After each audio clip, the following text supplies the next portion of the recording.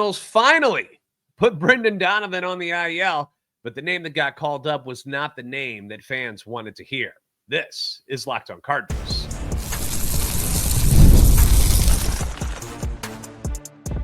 You are Locked On Cardinals, your daily St. Louis Cardinals podcast, part of the Locked On Podcast Network, your team every day.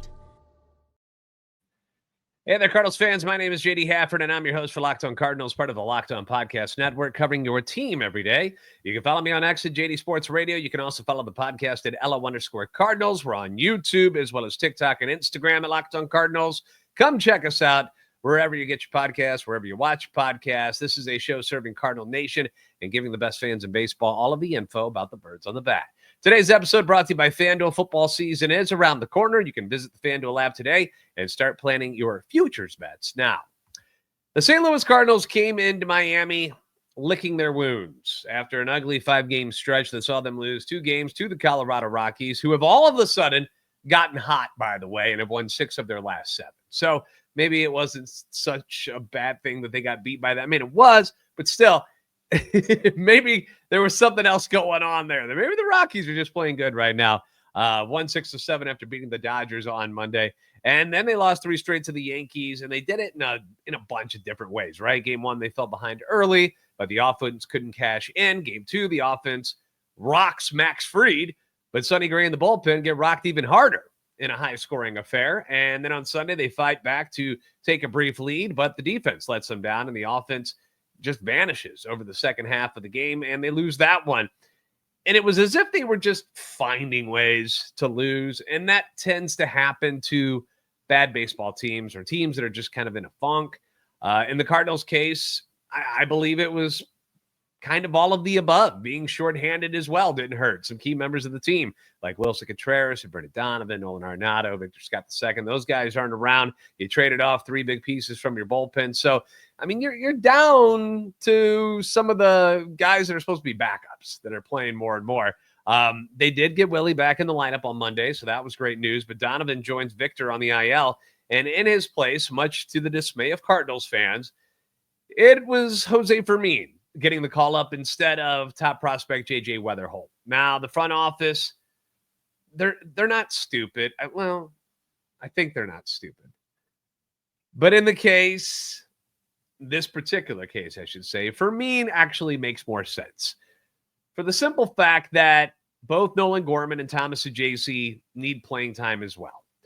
Both of them are healthy right now. They'd like to see what they can do with more starts and more at-bats and more time in the field.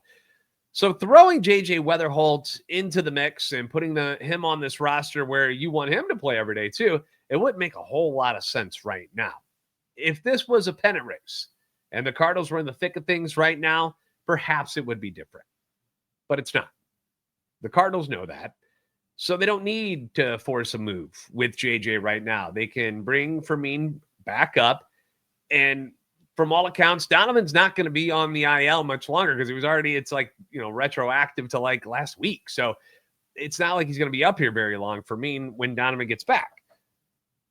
So Fermin can come back up. He can be the utility guy off the bench, a right-handed bat. And if he plays, cool. If he doesn't, so what? No harm, no foul. And in case you've been under a rock or don't pay attention to the minor league guys, which is fine. That's why people like me exist. That's what I'm here for. In 26 games since getting called up to AAA Memphis, JJ Wetherholt is batting .310 with 9 home runs and 17 RBIs, has an OBP of .405, slugging .670, and has an OPS of 1.073. Basically, he's tearing the cover off the ball at AAA. And this is after he was already killing it at AA, where he hit .300 with 7 home runs and 34 RBIs in 62 games for Springfield. On the season, JJ Wetherholt is now batting a combined .303 at both levels, 16 home runs, 51 RBIs, 17 stolen bases, an OBP of .419, and an OPS of .948 in 323 at-bats. That's really good. That's really good. That's why he's ranked as the number 6 overall prospect in baseball, according to MLB Pipeline. It's why fans are so eager to see him get called up. They wish he was here now. They'd rather see him in the big leagues sooner rather than later. but there's no rush. And I know that's annoying for a team that can't seem to get past 500 anymore. They're just kind of floating around there. And maybe somebody like a JJ Wetherholt would be a spark. Could be. But again, there's no rush. Now, maybe they pull him up in September. Maybe they give him the same kind of treatment that Mason Wynn got a couple years ago. Give him a taste of things before bringing him up for good, which the Cardinals did the following season with Mason Wynn. And this would be, a precursor to having him on the roster in 2026. It has worked out pretty well in Mason's case, I think. He struggled mightily in that first month, if you remember. People were like, this dude can't hit a lick. What's he going to do? But after getting a taste and then having an entire offseason to get prepared and then having spring training and getting the shortstop job right out of spring training, he put together a solid rookie season. He's got back-to-back good years, and we've seen his game improve once again in year 2. The defense has been there both years, and the offense, it's similar to what he did last year, but I feel like he seems like he's a better hitter, even though the numbers don't say, hey, he's so much better this year. It just feels like, especially in the second half, that he's been better. So I'm willing to be patient for JJ's arrival. I'm more than happy to let some of these other guys who were promised at bats when the beginning of the year started, namely Nolan Gorman. It's fine letting them play a whole lot more and just seeing what happens. It'll give Chaim Bloom a better idea of what he's working with moving forward. That way he can make a judgment call on who should stay, who should go, what he might be able to get in return for some of these guys, that don't fit his plans moving forward. As a fan, it sucks. Because you want to see the shiny new toy, right? You want to take it out of the box. You want to play with it, drive it around the house, have some fun with it, right? I would love to see this year's number 1 pick, Liam Doyle, pitching in the minors already. But it doesn't seem like that's going to happen. But there's no rush. There's no rush on this thing. The Cardinals have a very young team as is. JJ is making strides at AAA. He's only been there a month. He's enjoyed, a winning culture at all 3 levels that he's been at so far. Memphis 23-22, but they've won 5 in a row. Let him enjoy it. He'll get to St. Louis soon enough. There's no guarantees that if you brought JJ up that this team would all of a sudden become good and start playing well. So why risk it? And maybe if he doesn't come up this year and he's around in the spring, obviously he'll be at spring training again. He'll be in camp for sure. And perhaps things have changed around the Cardinals by then. Chaim Bloom is going to take over. We know that change is happening. Perhaps there is a new manager in place and new coaches for him to get accustomed to. Maybe it's a former Cardinal legend that ends up whispering in his ear by then as a manager. Who knows? Who knows? I'm not making predictions. I'm just saying things might change. And to bring him up and then have the turmoil that is what the Cardinals are right now, I don't know if that's such a great idea. I don't know. I think he's doing well in Memphis, and I think that it's fine keeping him there. So we'll see what they end up doing eventually. At some point, if these injuries keep happening, then he's going to have to come up because they're going to run out of bodies. But the Cardinals did get back in the win column on Monday, and they finally were able to take advantage of somebody else's mistakes for once, and they did get one of those injured guys back, so we'll talk all about it coming up next on Locked on Cardinals.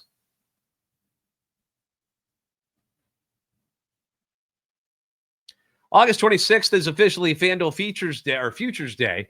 It's a brand new holiday for football fans who live for the bold predictions, right? And preseason hunches. You always want to be like, all right, what's the lottery ticket this year, right? Like, who's the team that's got the lowest odds that I can put money on and end up, cashing it at the end of the season? We all do that.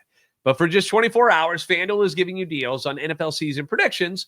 So whether you're calling out who you think the MVP is going to be, you're eyeing a long shot division winner, there's always one that seems to pop up, right? Or you're ready to crown your Super Bowl champion before week 1 kicks off. This is going to be your moment. Crown your champion in August. I'm a Green Bay Packer fan and owner, so of course I'm going to roll with the green and gold. Jordan Love, year 3 of starting, although he's hurt right now, but should be back for week 1. Josh Jacobs in the backfield was excellent last year. New first-round wide receiver Matthew Golden shiny new toy for the Packers, which is nice to add him to the likes of Jaden Reed and Dontavian Wicks. The defense, Lucas Van Ness, former first-round pick, he's been looking good at camp and in the spring so far, in training camp. So I'm in, man. I you always walk into the season thinking your team's going to do well, but of course you can go with other teams like the Chiefs or the Eagles or the Bills. It's up to you. These are your choices. Visit the FanDuel app today. Start your planning your futures bets now, because Futures Day is one day and one day only. FanDuel, play your game.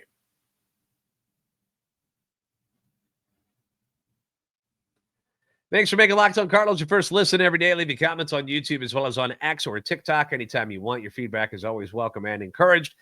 Bad teams find ways to lose ball games. I've said it a million times this year, because when the Cardinals aren't going right, they find ways to lose. And on Monday, you had two teams who were under 500 playing each other, so you kind of figured that one of them would screw up enough just so that the other one could take advantage. And lucky for us, as Cardinal fans, it was the Marlins who made mistake after mistake after mistake and allowed the Cardinals to pick up a much-needed 8-3 win. Let's start with the pitching side of things. In the Yankees series, we saw Palante fall behind 3-0 in his game, and that was in the first inning. Sonny Gray falls behind 2-0 in the first inning, and then it was Miles Michaelis who was doing well. Cardinals couldn't put any runs on the board. Fourth inning, gives up 3. Boom. Cardinals are in the hole 3-0 once again. It's a tale as old as time. Cardinals pitchers get off to bad starts in games, and then the offense is constantly having to come from behind and bail them out. And once again, it happened in this one with Matthew Liberatore on the mound. They fall behind again. Cardinals get to bat first, so they get a crack at Yuri Perez in that first inning, but they don't score. And then the Marlins, they start off quickly with a double on the very first pitch that Matthew Liberatore throws. Then there's a single, then a sac fly, 1-0 Marlins. Here we go again, right? Libby settles in a bit after that. Then in the fourth inning with 2 outs, he tries to get ahead with a sinker, and the hitter was Eric Wagaman, and he takes the sinker, which was right down Broadway, and pops it over the wall in center field to make it 2-0 Marlins. Tried the same thing on the double to start the game. Was just trying to get ahead, threw it over the plate, missed right over the heart. Marlins were clearly looking to attack early against Matthew Liberatore. Like, he likes to get a pitch over first, so if it's something you like, you swing that freaking bat. And they got him a few times. They tagged him in the 6th inning when the first 2 hitters both swung at the first pitch again and hit doubles to tie the game up at 3 apiece to end Libby's night. Now, the key number, if you heard me say it in there, was that he was in the 6th inning. Yeah, Matthew Liberatore made it to the 6th inning, folks. He got through 5, which is something he has not done very much of in recent memory. In fact, hadn't done it since July the 5th. That's been a while. Month and a half, that's been a while. Only got to 75 pitches. They're kind of monitoring this whole thing with him at the end of the year, pitch counts and stuff. They don't want him, completely gassed. But, you got these guys who were swinging early in counts, so that helped him out. But getting through 5 for Libby, that's progress. It's progress, especially this late in the season. 5 innings, 3 runs, 5 hits, strikes out 5, only 1 walk. He did not factor into the decision. But this was a better outing, for sure. More innings, strikeouts were back up. Remember, he had a couple of games where he was only getting like 1, just wasn't getting people out. Didn't see the velo plummet like before. So all of that is good news for the Matthew Liberatore camp. Bullpen, we know, has had its issues recently. Again, this was expected with the guys that they moved on from and people switching roles and shuffling around. And now you got other guys putting time in during higher leverage situations. So there's going to be a few struggles as people start to figure out what they're good at and not good at in those situations. But these are your guys for the foreseeable future. It's not like Ali has a bunch of other options to go to. So, there's not guys in the minors that they got buried down there just waiting for a chance. That's not the case. Like, they've gone through the gauntlet of relief pitchers that they have available to them. And they've kind of settled in on this grouping that they're moving forward with. And this time he goes Matt Swanson, Jojo Romero, and then Jorge Alcala to finish things off. Swanson jumped in after the back-to-back doubles to tie it up and got a little lucky. I'm not going to BS you. He got a little lucky. He had that base hit to right field and the runner was on third already and still didn't score. That was the one where he didn't get a good read on the ball, was thinking Newt might catch the ball in right field, was tagging up, but he kind of like got off the base first, then went back to tag. And by then, Newt had made this miraculous like short hop snare. Because if he didn't, like, thank God he did that. Because if he didn't, it's going to the wall, and that dude might be circling the bases. But he did get it, so the runner couldn't advance home. So they hold him there, even though it was a base hit. And with first and third and one out, they get Hicks to line one over at Willie at first base, who doubles up the runner to end the inning. So, yeah, it was a little lucky. It was a little lucky, but sometimes it's better to be lucky than good. But nice job by Willie on the play, being smart, having his head in the game, knowing what he needed to do.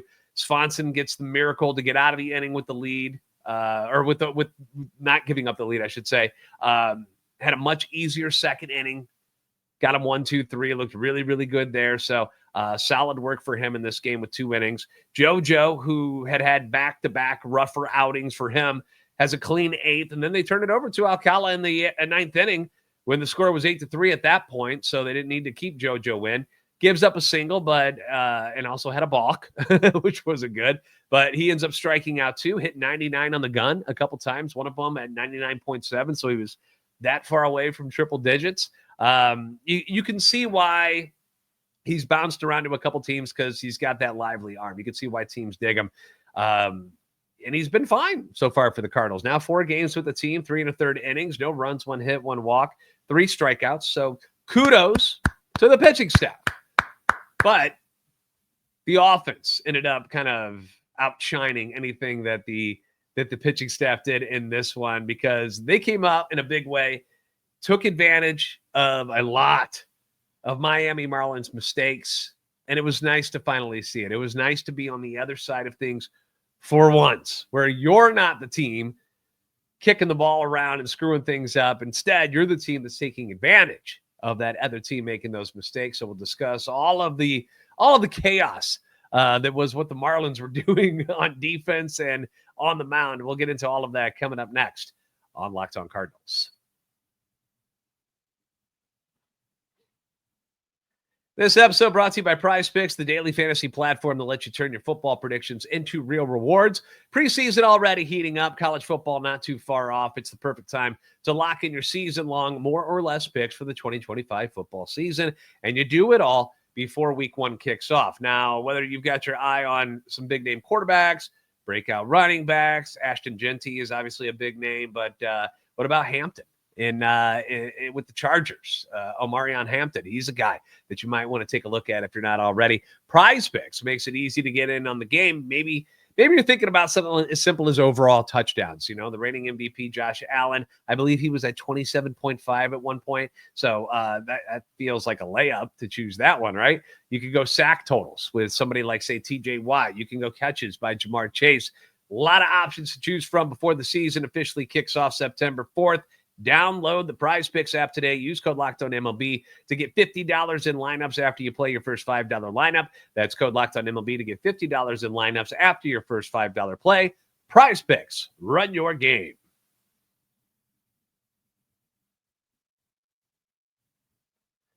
Thanks again for making Locked On Cardinals your first listen today. For your second listen, check out the new Locked On MLB Game Night. It's every game, every night, all season long. Get local analysis on a national scale. You can find MLB Game Night on Locked On MLB on YouTube or wherever you listen to your podcast.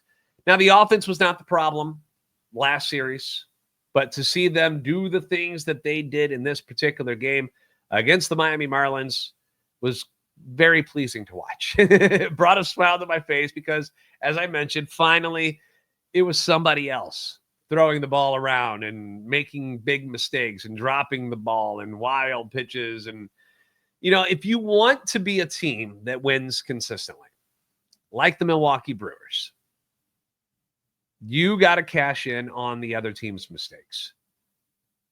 You just have to. Plain and simple. The Brewers do it better than any other team in the league. The other teams that I watch that are similar to that, the Detroit Tigers, the Tampa Bay Rays, although the Rays have fallen off in a big way here in the second half, but they're those kind of teams where, they're not just a murderer's row of sluggers. They're not the Phillies. They're not the Dodgers. They're not those types of teams. they find other ways to beat you. And when you mess up, that's when they pounce on that mistake. It's a death by 1,000 cuts when those are the types of rosters you have, which is what the Cardinals have. We know they're not a power team. And the Cardinals were that style of offense on Monday. And that's the kind of stuff I like to see. The Marlins, they were a mess last night. They committed 2 errors in the game. Yuri Perez had 4 wild pitches. There was a pass ball, 5 walks issued. I mean, if you don't win a game with the other team doing all of that, then you really fudged up royally. But this time, the Cardinals didn't. The Cardinals saw those mistakes and made smart base running choices, took advantage of it. Cardinals who scored got on base because of either an error or a walk. 5 of the Cardinals guys who scored. When the enemy makes a mistake, you take it. You say thank you. And the Cardinals said thank you a lot last night. The most egregious error was the drop fly ball in right field, right? 2 outs. Was it Dane Myers in right field? He drops that fly ball from Ivan Herrera, would have ended the inning. But he drops it. Herrera, hustling, gets to second base. And then Burley singles him in to give the Birds the lead, and they never looked back after that. Newt back at the top of the order where he belongs. Had 2 hits. Willson Contreras back in the lineup. Welcome back, Willie. Had 2 hits and a sac fly in his return, so great to see him. Made that nice play at first base to double up the runner to get out of that 1 inning. The 6th inning. Burleson had a 3-hit night. Came up clutch multiple times, 2 RBIs. Pedro Pajes had another RBI single, and then that final blow was the 2-run shot by Nolan Gorman, his 12th of the season in the 9th inning. Rob Raines over at STLSportspage.com had another cool stat. He always finds the cool ones, man. I'm always jealous he gets them, but wanted to share this one with you from him. Gorman's homer, the 23rd by the Cardinals since the All-Star break, moved them out of a tie for last place in home runs in the National League over that stretch. The Pirates are now the lowest with 22 since the break. Your leader, the Philadelphia Phillies with 49. All in all, though, pretty successful night at the ballpark in Miami. No injuries, which was great. Didn't hear about anything bad there. Liberatore, a much better start than we've seen from him in the last month. The offense taking advantage of things, good base running, bullpen doing things, solid overall defense, although Gorman made another error over at third base. He's got issues throwing the ball, dude. I don't know what it is, but he couldn't get the grip on the one. You could see him looking at it when he's like, I can't hold on. And then he just spikes it. So I don't know. Maybe that's not his spot to be. Maybe it's just the fact that he's getting used to things again, but whatever. Came up big in that 9th inning with the 2-run shot. It was off a lefty too, if memory serves. So you like to see that. You'll exchange the error for a 2-run jack, I think, in these days when it comes to the offense. So pretty much everything was positive coming out of this one. Team really needed that. I needed that. You needed that. After that 5-game scare, there wasn't a whole lot of happy thoughts going around. And to see them pick up the win, that was good. Michael McGreevy on the bump on Tuesday night against Edward Cabrera, who got lit up by the Guardian in his last outing, but he's been really good recently in his 4 previous outings before facing Cleveland. He'd been very, very good, including his game against the Cardinals, where he only gave up 1 earned run, 2 runs total, but 1 earned run against them in 6 innings. But the Cardinals ended up pulling away and winning that game 7-1. So hopefully they can take what they got from hitting off of him last time and use it for tonight's game and have a little more success against him. But that's what we're hoping for. But back in the win column, that's a good feeling. It's good to get one. Thanks for making Locked On Cardinals your first listen every day. If you haven't already, give us a follow on X at @LO_Cardinals and at JD Sports Radio. You can find me on TikTok and Instagram at Locked On Cardinals. Do not be shy. Feel free to leave comments all the time. We're going to do some Cardinal confessionals probably tomorrow. Get your thoughts. Well, hopefully they're good ones after tonight. I would love to see McGreevy have another strong outing against this Marlins team. That would be nice.